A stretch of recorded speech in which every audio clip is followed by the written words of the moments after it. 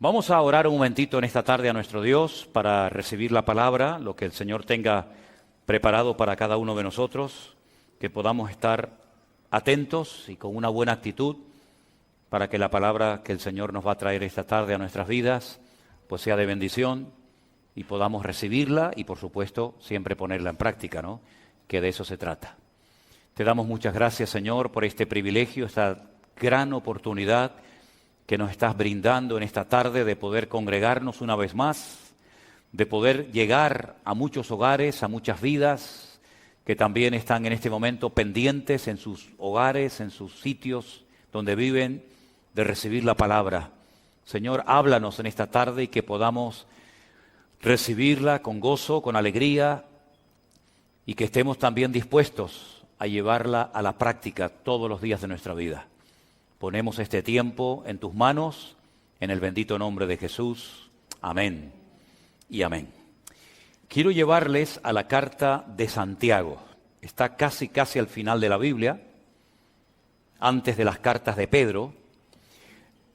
En el capítulo 5 de la carta de Santiago, yo voy a arrancar la lectura en esta tarde a partir del versículo número 13. Pero del que realmente vamos a hablar va a ser del versículo 16. Pero, repito, vamos a arrancar a partir del versículo 13. Versículo que, por cierto, está lleno de preguntas y la primera de ellas es: ¿está alguno entre vosotros afligido? Aquí dice la Biblia lo que tiene que hacer. ¿Qué tiene que hacer? Haga oración. Luego, se da por sentado que un creyente en un momento puntual de la vida puede estar afligido.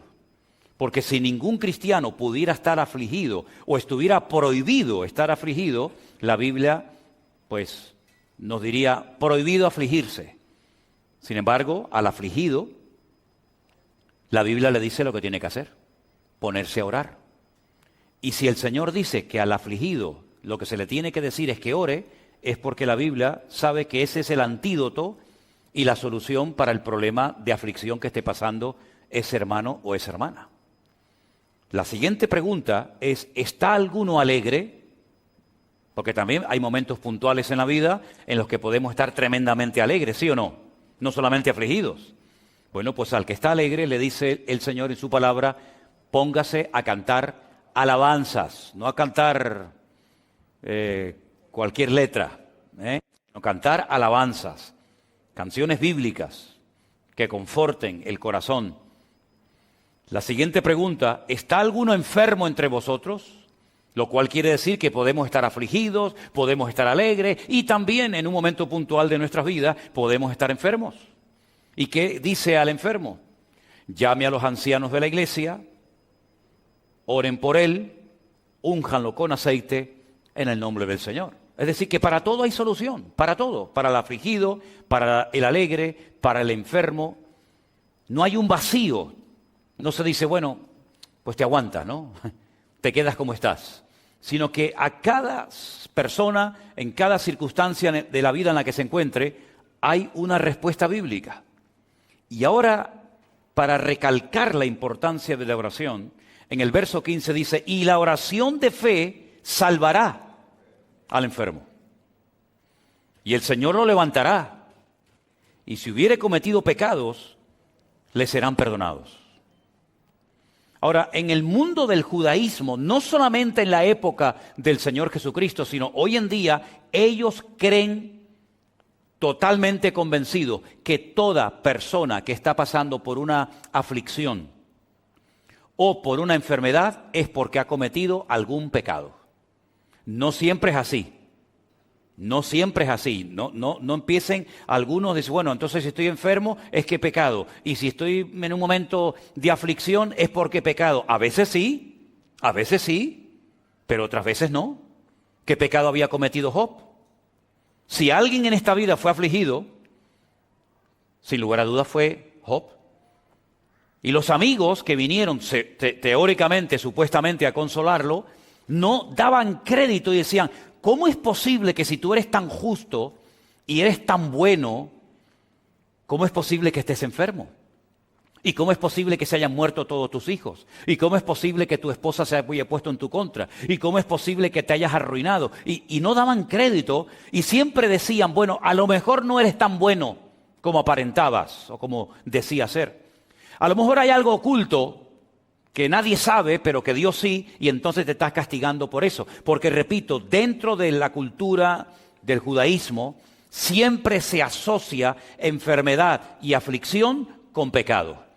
Pero creo que he sido lo suficientemente claro y he hablado del hombre que más aflicciones pasó en esta vida y no fue porque cometió un pecado que estaba oculto y que solamente Dios conocía. Y si no te vale el ejemplo de Job, pues te voy a hablar de Cristo. El Señor Jesucristo dijo, mi alma hoy está triste hasta la muerte. Y pidió que 3 de sus discípulos lo acompañaran al huerto de Getsemaní a orar con él. ¿Vas a caer en la tentación de creer que Jesús estaba esa noche triste porque había cometido un pecado? Cuando dice la Biblia que él nunca pecó, jamás pecó el Señor, pero sin embargo pasó por aflicciones, como dice la carta a los Hebreos, y aunque era el Hijo de Dios, por lo que padeció, aprendió obediencia. Por lo tanto, no siempre cualquier aflicción que un creyente pueda estar pasando o una enfermedad es sinónimo de que está en pecado, en desorden, y entonces esa es la consecuencia directa de su pecado o de su desorden. No siempre. Pero claro, Santiago es un judío. Santiago, quieras que no, le pesa, digamos, la cultura, le pesa el sentir de la gente. Fíjate hasta qué punto los judíos asociaban el pecado con la enfermedad, o la enfermedad con el pecado, que una vez el Señor Jesucristo, dice la Biblia, que estaba en una casa abarrotada de gente, la gente no podía entrar a causa de la multitud, pero fuera había un enfermo, ¿se acuerdan? Dice la Biblia que 4 de sus amigos suben al techo, lo abren y bajan, ¿no? Descienden al paralítico. ¿Y qué es lo primero que le dijo el Señor? Pues lo que esperaba la gente. Si este está paralítico es porque ha tenido que cometer un pecado terrible. Entonces el Señor, ¿qué es lo primero que hace para que se queden tranquilos? Hijo, tus pecados te son perdonados. Y después lo sanó, no al revés. No lo sanó y después le perdonó los pecados. Y lo arregla por dentro, le limpia su alma, sus pecados, y a continuación lo sana. Como para cumplir un poco con la norma de la época.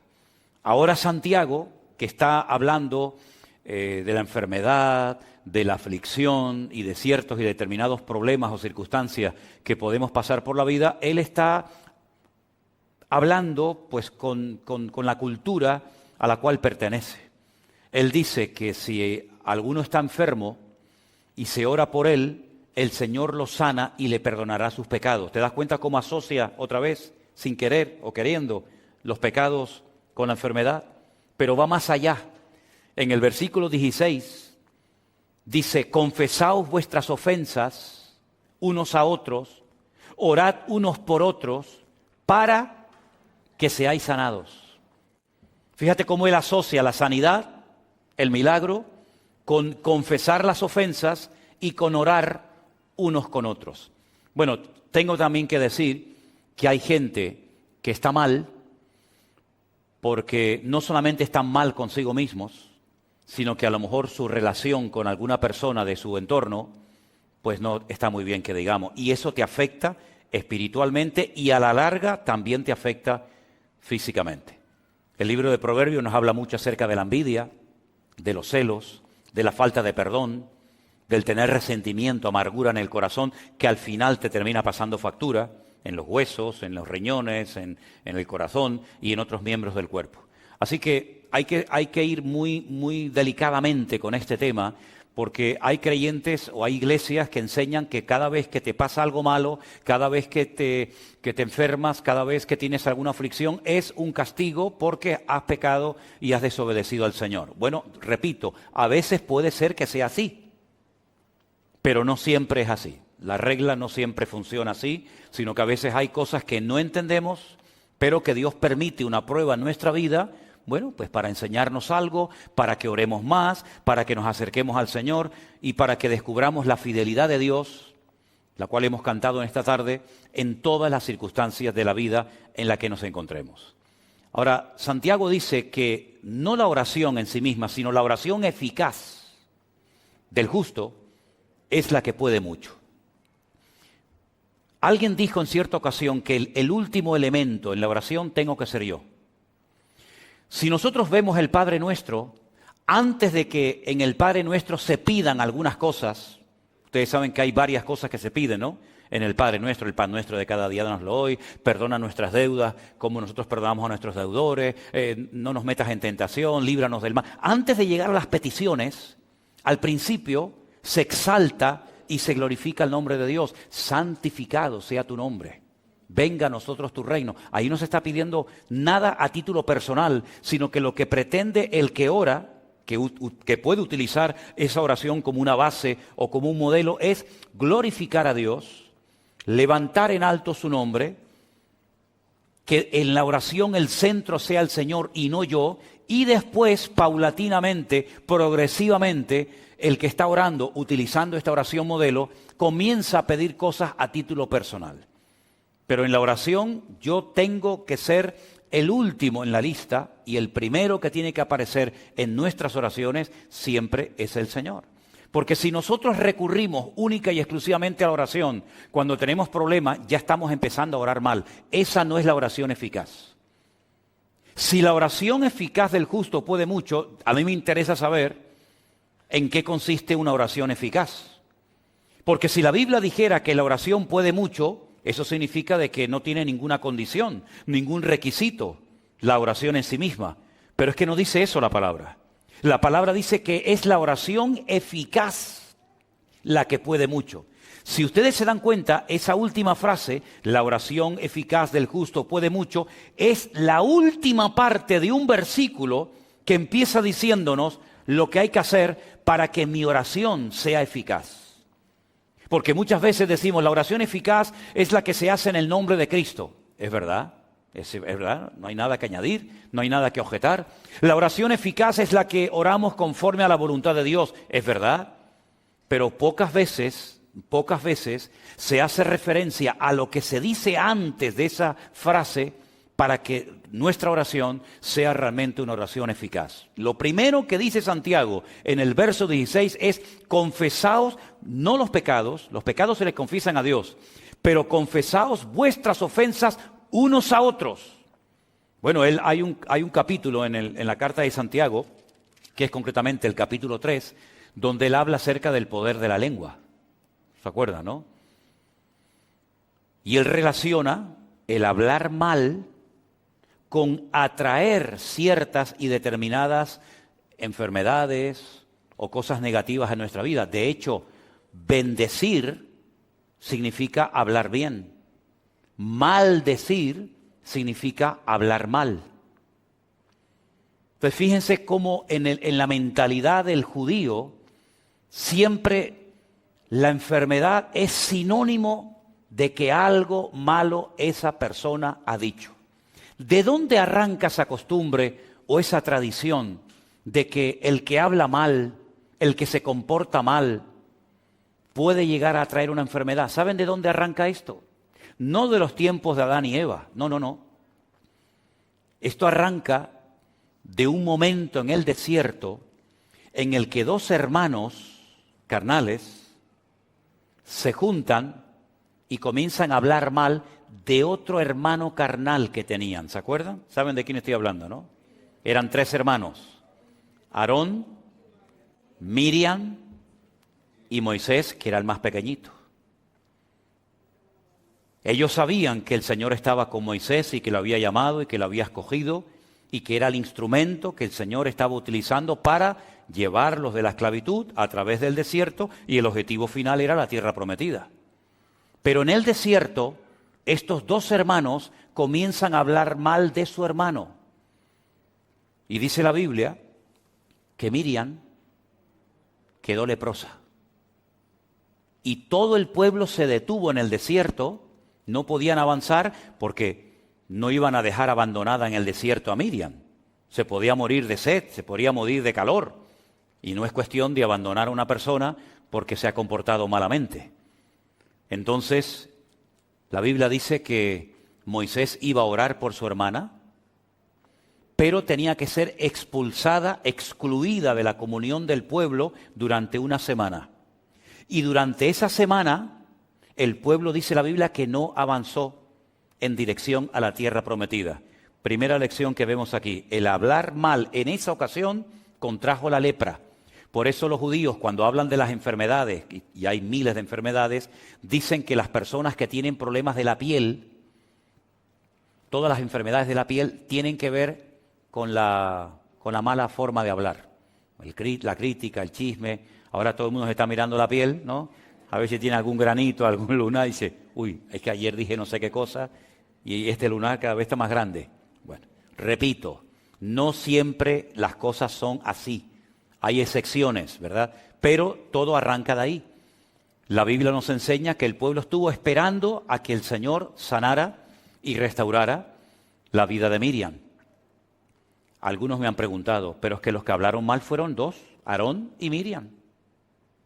¿Por qué solamente quedó leprosa Miriam y no Aarón? Y tengo que confesarles que no tengo respuesta. No lo sé. Yo creo que lo justo hubiera sido que los dos se quedaran leprosos. Pero a lo mejor fue Miriam, al ser la hermana mayor, la que en vez de ser un ejemplo a su hermano Aarón, le dio un mal ejemplo y lo arrastró a una crítica, porque parece como que Miriam fue la que movió o dio pie a la crítica, y entonces tú empezaste y contigo el Señor pues tiene que tratarte de una manera diferente para que tu hermano Aarón vea el ejemplo. Ahora es curioso notar, en hebreo hay una expresión que se dice midá keneged midá, que significa literalmente medida por medida. Una de las cosas que se enseña y se dice constantemente en el pueblo de Israel es esta expresión, medida por medida, midá keneged midá. Y es como lo que nosotros decimos, lo que siembras es lo que cosechas, más o menos así. ¿Quién fue la persona que estuvo esperando qué iba a pasar con el destino, con la vida de Moisés? Cuando llegan y lo ponen en el río Nilo, en aquellas cestitas, ¿se acuerdan? Pues bueno, en principio la idea era que se salvara, pero podía morir en cualquier momento. ¿Quién estuvo esperando allí tranquilamente, viendo, observando lo que le pasaría a su hermanito? ¿Quién estuvo viendo allí? Miriam.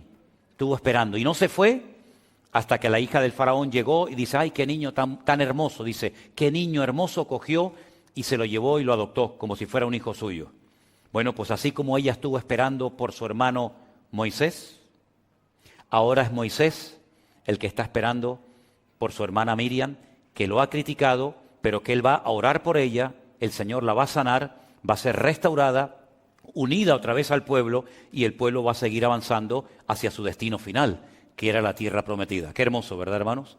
Ahora, fijaros cómo tan arraigado estaba el tema de la enfermedad con el pecado, que un día los discípulos de Cristo iban caminando por la calle y encontraron a un hombre que era ciego de nacimiento, porque había gente que habían tenido buena vista, pero que habían perdido la vista. Por eso hay algunas personas que no le piden al Señor ver por primera vez, sino recuperar la vista que habían perdido, como por ejemplo el patriarca Isaac.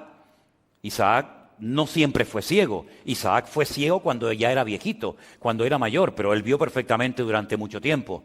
Pero cuando ven a este hombre ciego de nacimiento, le dicen al Señor, Señor, ¿quién pecó?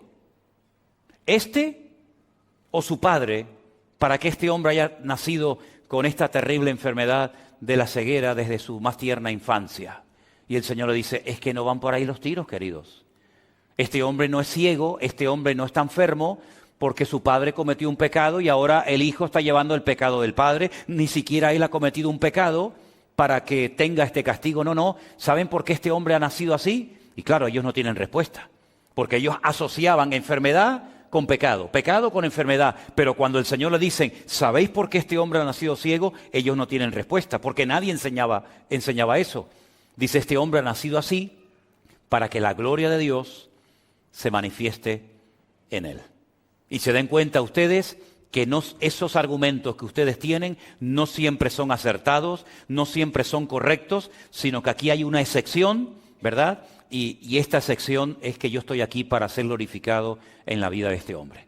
Pero Santiago, como es judío, él dice, para que una oración sea eficaz, lo primero que tiene que haber es que se arreglen las relaciones interpersonales entre los hermanos. Es decir, que se confiesen las ofensas, que se arreglen los hermanos, y entonces una vez que ya se han confesado, que ya se han puesto en orden otra vez, orar el uno por el otro, y entonces viene la sanidad.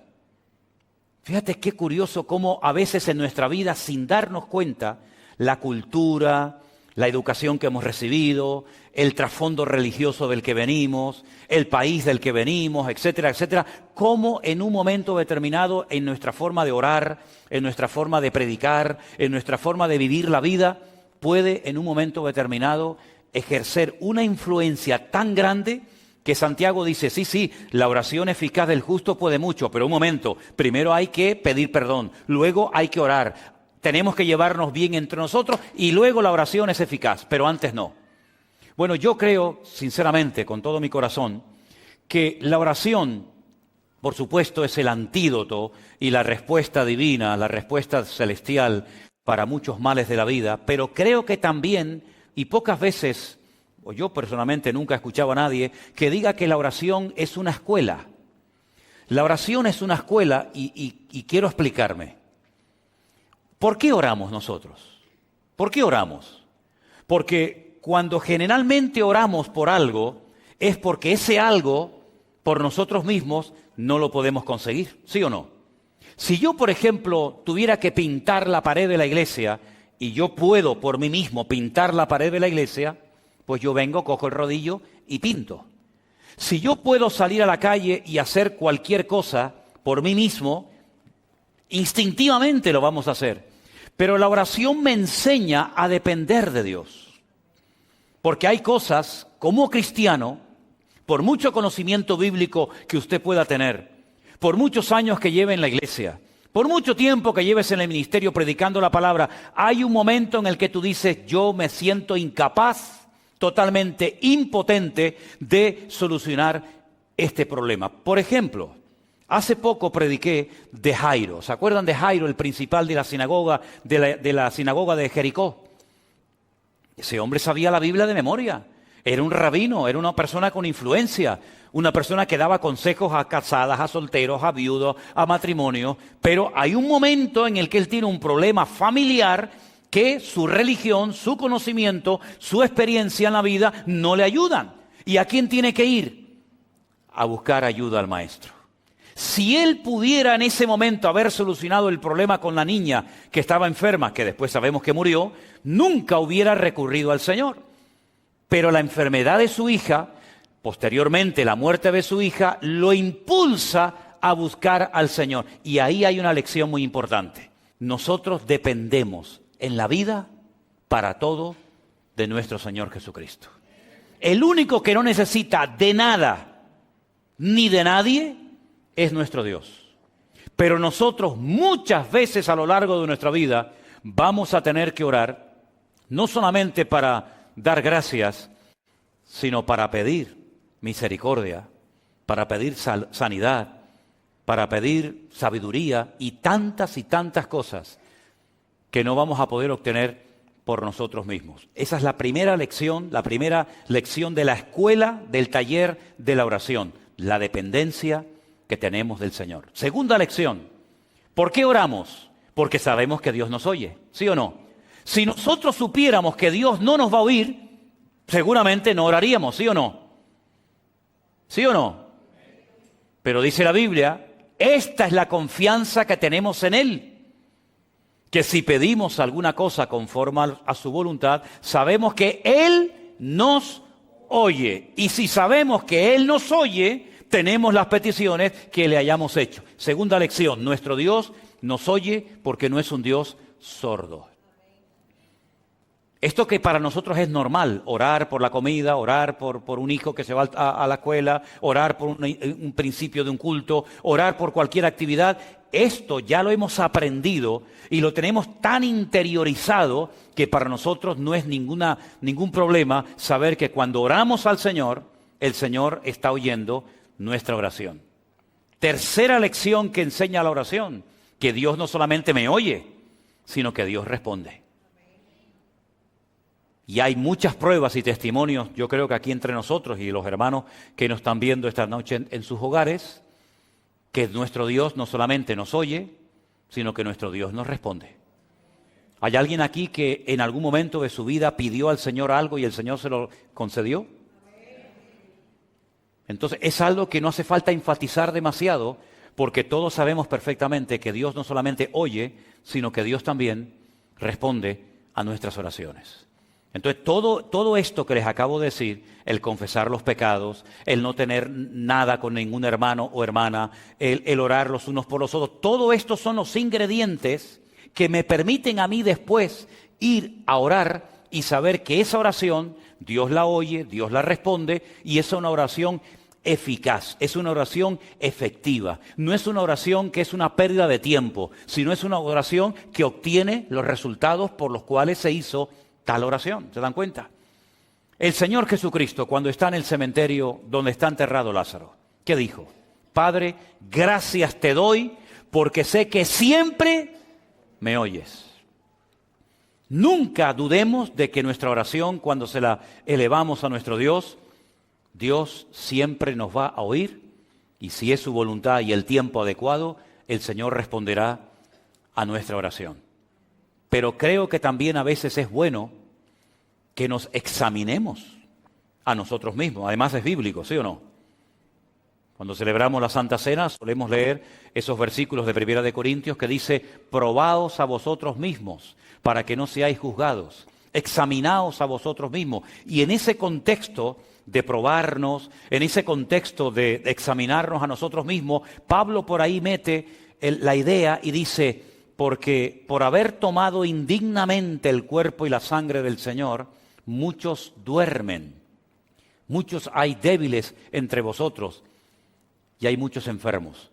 ¿Te das cuenta cómo una vez más Pablo demuestra bíblicamente que hay, no siempre, pero hay momentos y circunstancias en la vida en la que algo que nos puede estar pasando es consecuencia de algo que estamos haciendo o diciendo mal?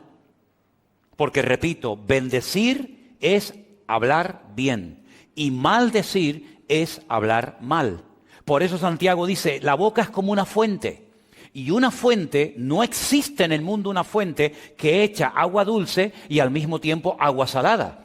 O echa agua dulce o echa agua salada, pero las dos cosas no puede ser.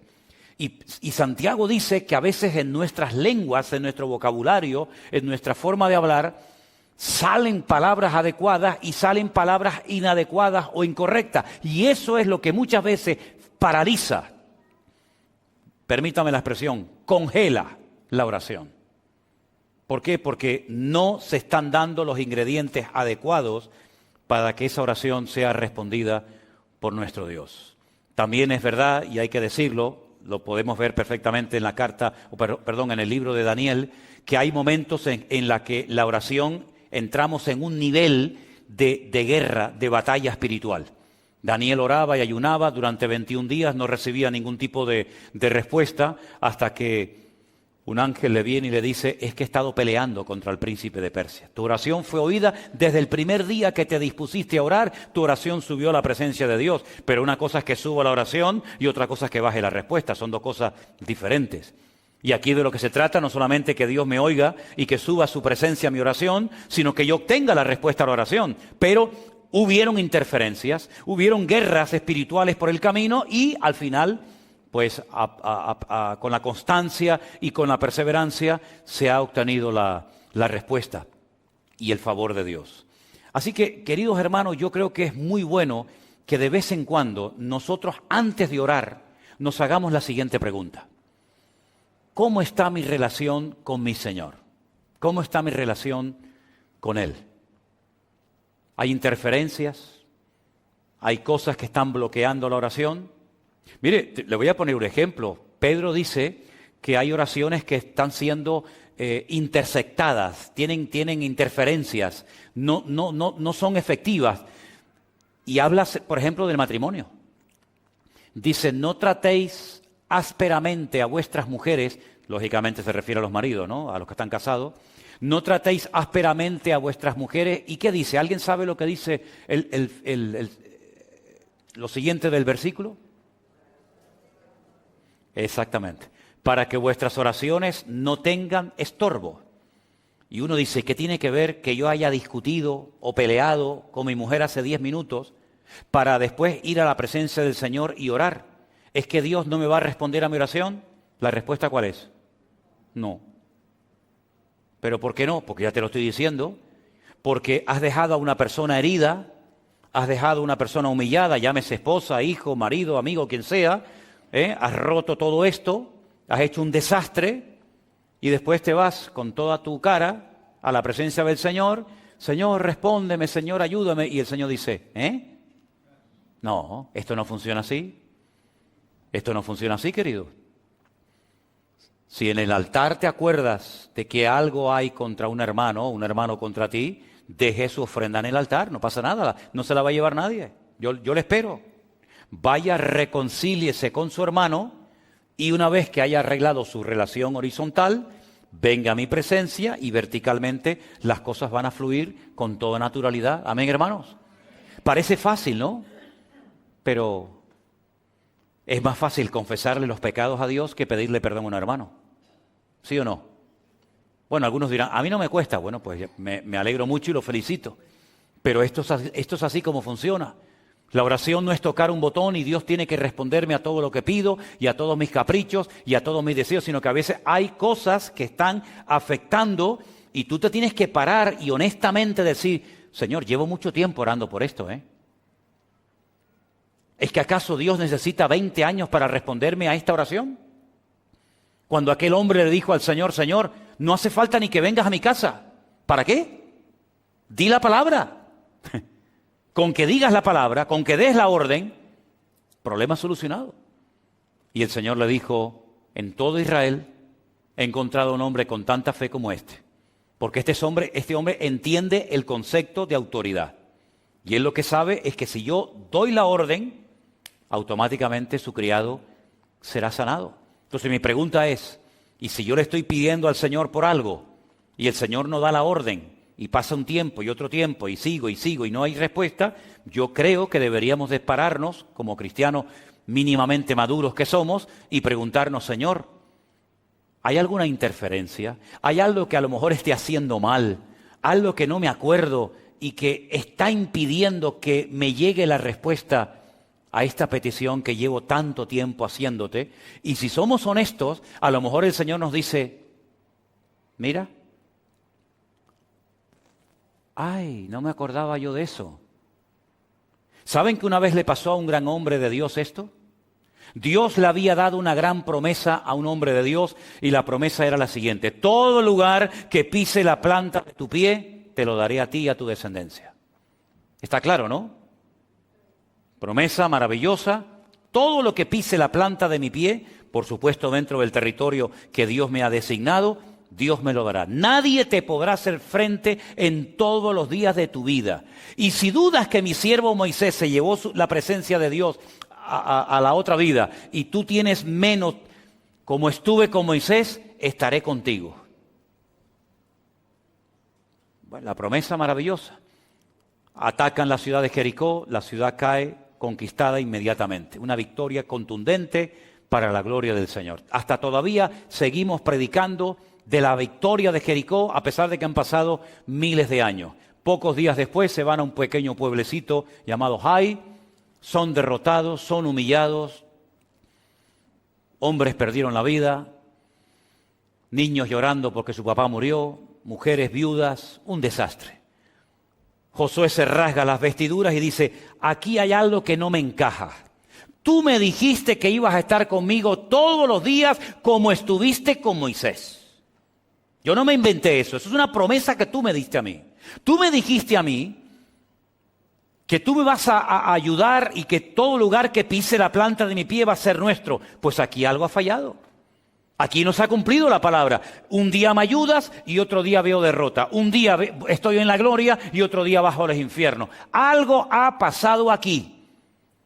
Él no sabía lo que había pasado. De hecho, no era él el que había cometido el pecado, sino alguien de su pueblo había cometido un pecado, un tal Acán, ¿se acuerdan? Y el Señor le dice, es que esto tiene solución. Todo tiene solución, todo. Dile al pueblo que mañana por la mañana se levanten y empiecen a pasar uno detrás de otro en fila india delante de ti. Y yo te voy a decir lo que pasa. Tú ahora mismo no te enteras, estás preocupado, estás nervioso, a lo mejor hasta un poco enfadado, pero yo te voy a dar una lección mañana por la mañana. Espera, tranquilo. Todo el pueblo comienza a desfilar tribu por tribu, familia por familia, hasta que el Señor dice, alto, para esa familia, sepáralos. Separó a toda una familia, los demás se pueden marchar. Quédese esta familia. Padre, madre, hijo, sobrino. De esta familia hay uno que el otro día hizo cuando fue a Jericó algo que yo había prohibido que se hiciera. Y ha traído esta maldición al pueblo. Y les dijo, ese es. Una vez que esta persona fue quitada del pueblo, ahora vayan mañana a pelear contra Jai o contra quien quieran y van a ver la bendición de Dios.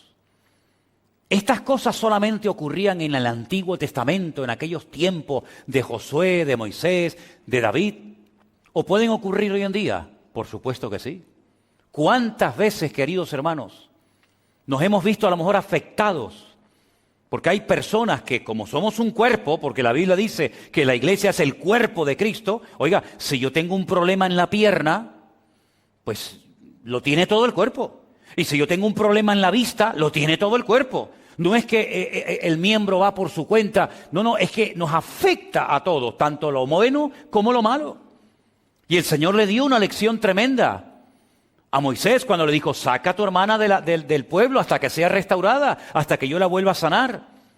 Quiten a Acán del camino, del pueblo. Y cuando ustedes hagan su parte, cuando ustedes cumplan con todos los requisitos, la oración eficaz del justo podrá mucho.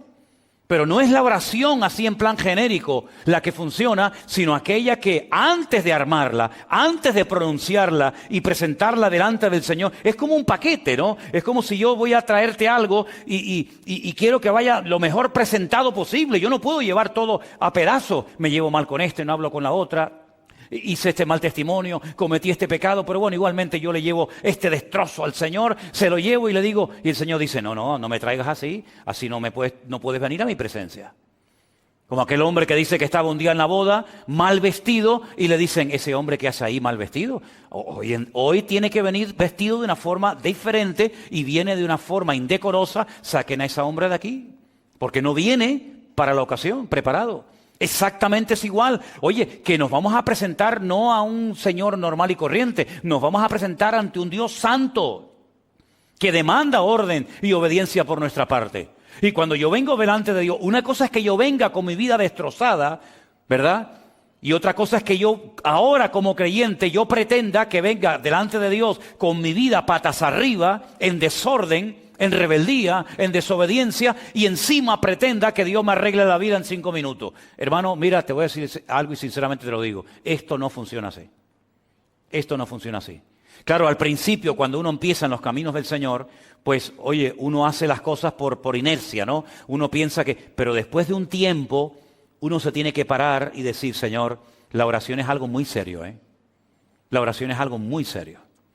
La oración es conectarme con Dios, hablarle sinceramente a mi Señor, y yo sé positivamente que yo estoy llevando en este momento de mi vida, pues yo qué sé, una doble vida, una doble moral, soy una cosa aquí, otra cosa allá, y eso nos debería de dar temor, respeto, como leíamos el otro día en el libro de los Hechos, que las iglesias eran edificadas, eran fortalecidas en el poder del Espíritu Santo, ¿pero por qué? Porque había paz entre ellos. Y porque dice la Biblia que andaban en el temor de Dios. ¿Se acuerdan? Las iglesias tenían paz, andaban en el temor de Dios y automáticamente el Espíritu Santo se movía. Y el Espíritu Santo hacía maravillas entre ellos, pero ellos estaban haciendo su parte. Cuando las cosas no se hacían correctamente, automáticamente la bendición se detenía, la bendición se paraba, no porque Dios no quisiera bendecir, sino porque no se daban las condiciones para que el Señor obrara sorprendentemente para ese pueblo. Voy a ponerles un ejemplo más. La Biblia dice que Jesús fundía Nazaret, el pueblo donde se había criado. Todo el mundo lo conocía. Y dice literalmente la Biblia, y no pudo hacer milagros en Nazaret. ¿Cómo? No pudo. ¿Qué le pasó? ¿Qué le pasó al Señor ese día? Que no pudo. ¿Podían en Capernaum y no en Nazaret? Cosa más rara. ¿Qué pasaba en Nazaret? Y dice el versículo siguiente, a causa de la incredulidad de ellos. Ahora entiendo.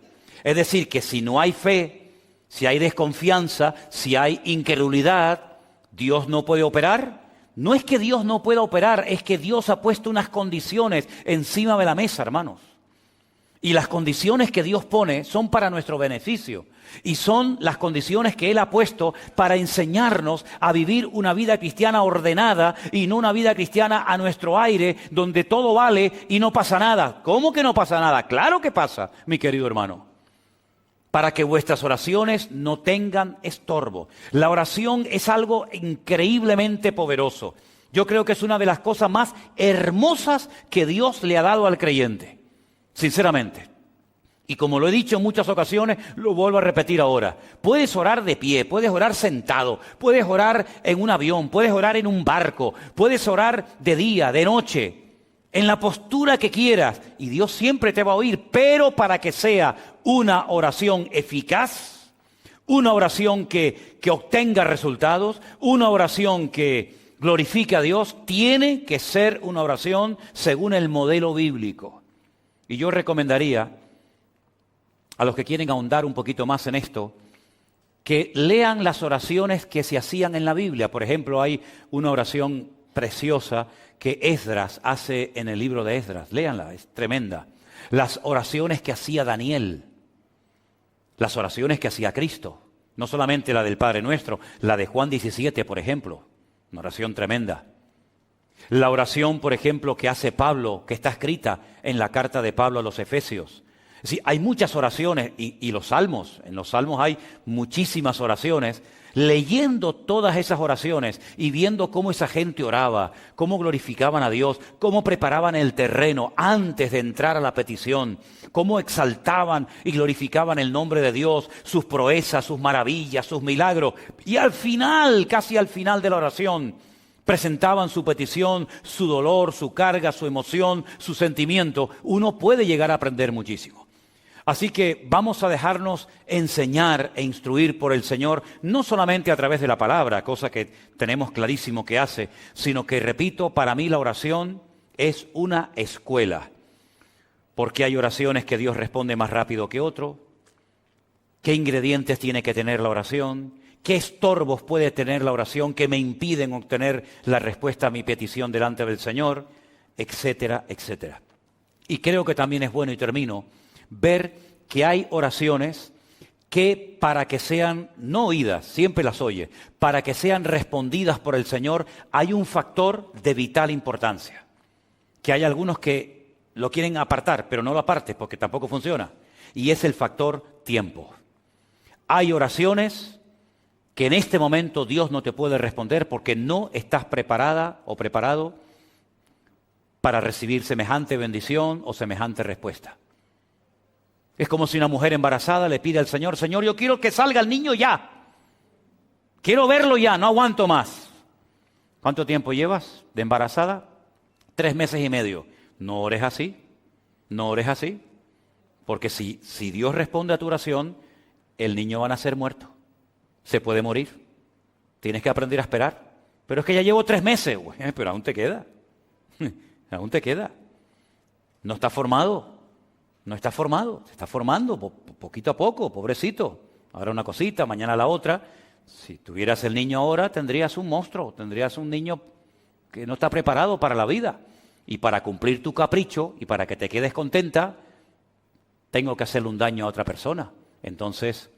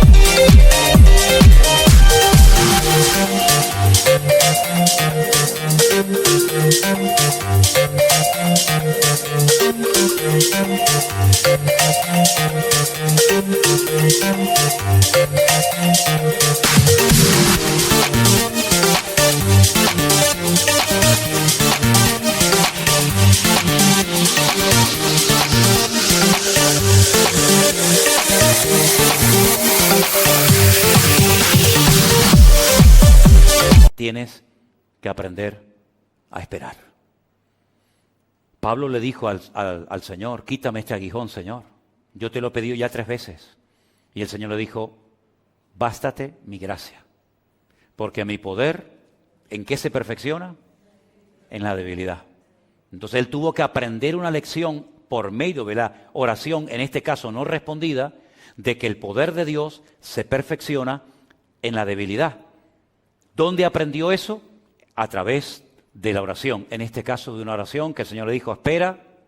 No sabemos si el Señor más adelante le quitó el aguijón, pero por lo menos cuando él escribe la carta a los Corintios, el Señor le dijo, no, pero es que ya has pedido 3 veces, como si me lo pides 80. No es cuestión de pedir y pedir y pedir y pedir y pedir. Yo ya te oí del primer día, pero en este momento no te lo voy a quitar. Porque él después reconoce, cuando Dios lo trata y le habla así tan directamente, dice, para que no me enalteciera sobremanera. Ah, amigo. Claro, porque dice que él conocía a un hombre. Él habla en tercera persona, como de otra persona, pero es él el que está refiriéndose a él. Se conozca a un hombre que hace 14 años subió a la presencia de Dios y allí vio y oyó cosas inefables que no le ha sido permitido escribirlas. Es él el que vio y oyó eso. Y para que no me enalteciera sobremanera, el Señor me mandó este aguijón. Es decir, que la humildad no viene por leer la Biblia. La humildad no viene por cantar. La humildad viene por el aguijón.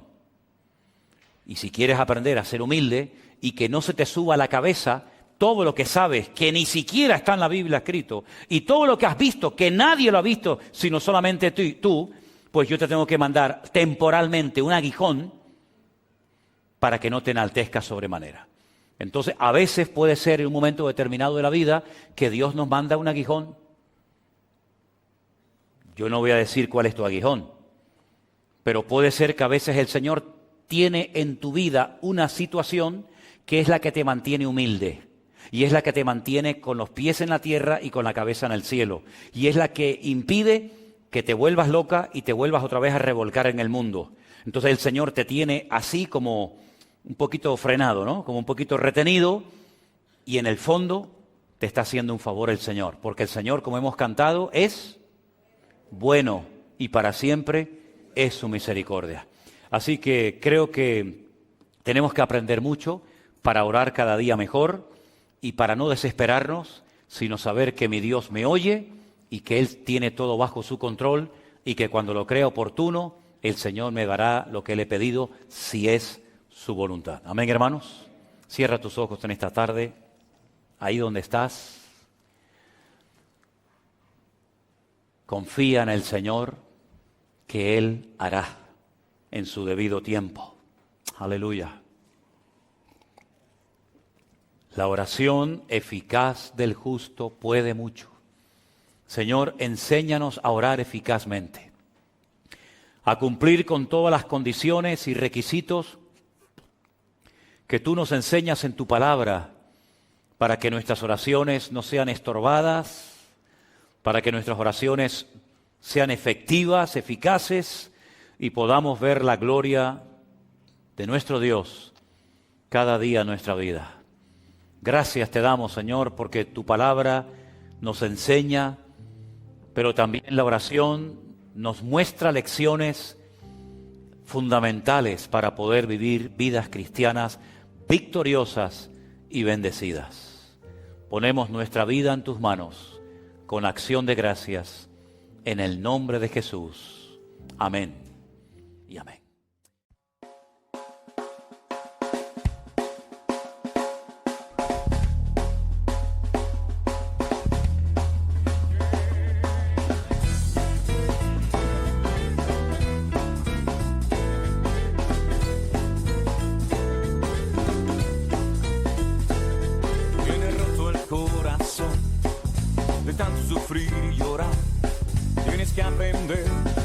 descansar en Dios. No importa lo que te dijeron, no importa lo que te hicieron, tienes que aprender a descansar en Dios.